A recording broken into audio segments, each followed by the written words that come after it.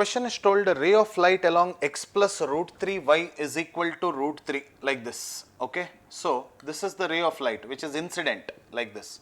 Question is closely related to physics. It is incident on the x axis, correct.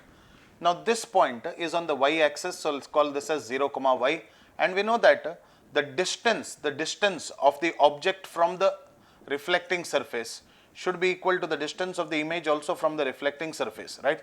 So, this part should be 0 comma minus y, right or not. So, now put x is equal to 0, on this x plus root 3 y, that is equal to root 3. So, what do you get? Y is equal to 1. So, I can write this point as 0 comma 1. So, I'll write this point as 0 comma minus 1. Put y is equal to 0. So, what is this answer that we get? X is equal to what is it? Root 3. So, this point will be equal to root 3 comma 0.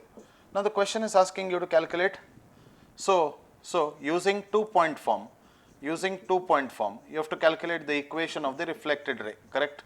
So, this is the reflected ray. This is the reflected ray.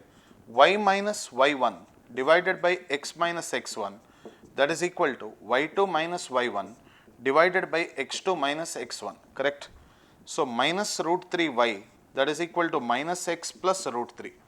So, I can say x minus root 3y, that is equal to what is it? Root 3 will be the answer to the question. This is the reflected ray equation.